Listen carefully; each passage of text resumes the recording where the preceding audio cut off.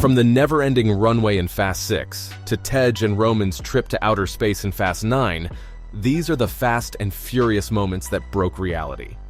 There was a time when street racing and car culture were the franchise's bread and butter.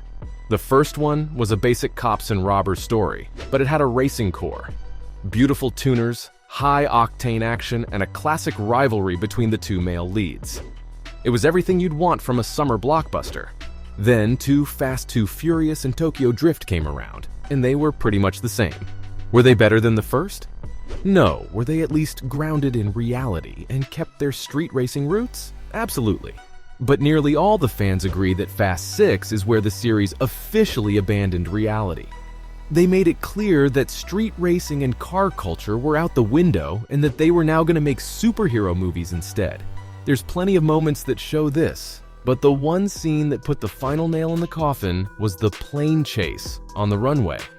It's a ridiculous 13-minute chase sequence with a number of unbelievable plot twists, like Dom using a Dodge Charger to smash his way out of the cargo plane's nose and surviving it. But the most unrealistic aspect of the scene was the runway's length.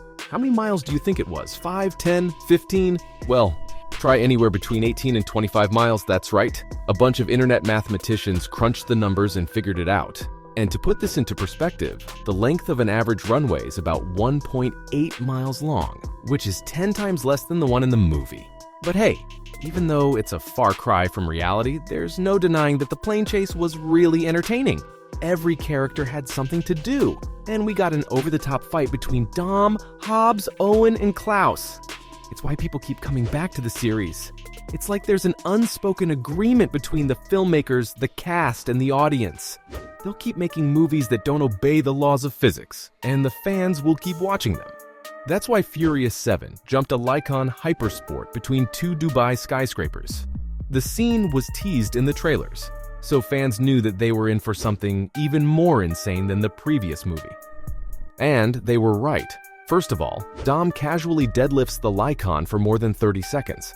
We could argue whether he lifted the entire thing or if it was only the front end, which would be a little lighter, but the fact is that the car weighs 3,000 pounds. To put that into perspective, the current deadlift world record is a little over 1,100 pounds. So that confirms that Dom's a superhero in the Fast universe. He's like a bald and angry Captain America with a thing for family.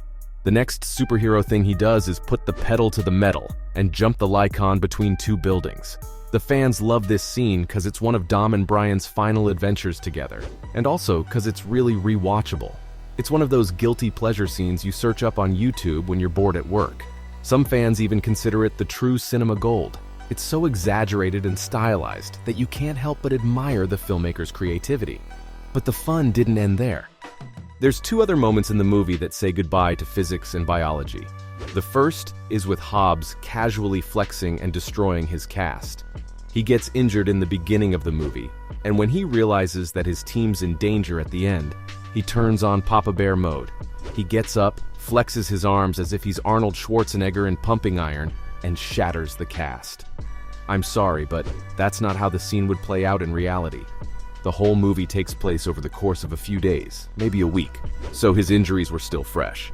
And unless he's related to Deadpool or Wolverine, he needed time to heal and let his bones and tendons recover.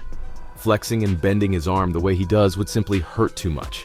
But there's no point making sense of a movie where Dom's crew does a literal airdrop of sports cars in the middle of nowhere. The next scene that defied reality was Dom stomping on the ground and collapsing the parking lot. I know he's bald Captain America and that the filmmakers wanted this scene to be dramatic and badass, but fans ended up laughing their butts off. Sure, you could say that Jakande destroyed the parking lot using his helicopter missiles, and all Dom had to do was give the floor a little push to make it fall apart. But still, that'd make him stronger than a lot of Marvel and DC characters. Anyway, I'll chalk it up to the power of family, the secret sauce that keeps the franchise going. But the next movie, The Fate of the Furious, went even bigger than Fast 7. If there was any doubt that the series was set in the real world, Fast 8 came in with a literal wrecking ball in the opening scene to shatter everyone's expectations. But Alright, let's give the wrecking ball the benefit of the doubt and say that it's something you'd see in a James Bond film. I can totally picture Pierce Brosnan running away from something like that. But what Bond can't do is outrun the zombie cars apocalypse. Yeah, the sequence where Cypher takes control of thousands of New York City cars and has them fall off buildings and crash through storefronts is one of the most comically absurd things that's ever happened in a Fast movie. Fans felt like they were watching a car version of World War Z. It's so out of touch with reality that it borders on fantasy. That's why people say that the Fast universe is an alternate version of Earth, where physics is merely a suggestion by Galileo and Newton. It comes to a head at the end of the movie, when Dom and his family need to outrun and destroy a submarine. There's all kinds of reality-breaking moments there, like Dom driving into a heavily guarded base with a Dodge Charger and an EMP on its back, or the fact that the EMP's so powerful it creates a shockwave that shakes the ground, or that Cypher's able to control a massive sub from an airplane. The entire finale is hilariously unrealistic, and I love rewatching it for a good laugh. But you can't have a Fast and Furious movie if Dom's not crashing through something with his Charger. So, in a scene where he should have exploded on impact, or at least broken his spine, he drives his Charger at the submarine while a heat-seeking missile's chasing him, and he barely jumps over the top of the sub before the missile completely destroys it. He flips over multiple times and miraculously survives. And then, right when you think the fire's gonna turn him in a barbecue, the team rushes over and shields him with their cars. Which totally wouldn't work because the fire would sneak through the spaces between their cars. But hey, who am I to question the great minds behind Fast and Furious? They're always working to create something extraordinary and entertaining. The series may have started with a grounded street racing core, but it's bigger than that now. It's a multicultural money-making machine, and the more ridiculous it is, the better it does with audiences. So, Fast 9 and 10 were equal levels of bonkers, but I'll talk about the 10th one first, because it dialed down the insanity a tiny bit. They had to, because where do you go if you've already been to space, right? Still, it had plenty of outrageous moments that fans couldn't stop talking about, like Dom reversing his Charger from a plane and landing safely on top of 3 other cars. They explode on impact, but Dom keeps going because his car's made of diamonds or something. After that, he chases Dante down a highway and successfully rescues his son. Then at the end, Dante blows up the dam they're standing on.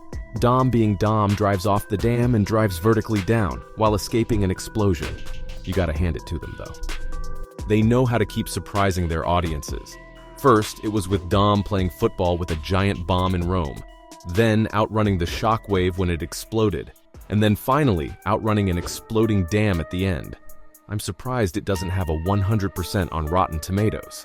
But sadly, Fast 10 couldn't top the most cartoonish stunt that the franchise has ever pulled.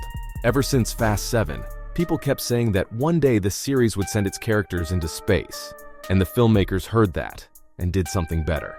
They strapped Tej and Roman into a Pontiac Fiero, added a bunch of tin foil and duct tape, and shot them into orbit to disable a satellite. It's like, why even bother with the Earth anymore? In Fast 11, fans want them to travel to Mars to fight aliens who think family is an abomination. Go full Star Wars and don't look back. So from Tej and Roman's trip to outer space in Fast 9 to the never-ending runway in Fast 6, those were the Fast and Furious moments that broke reality.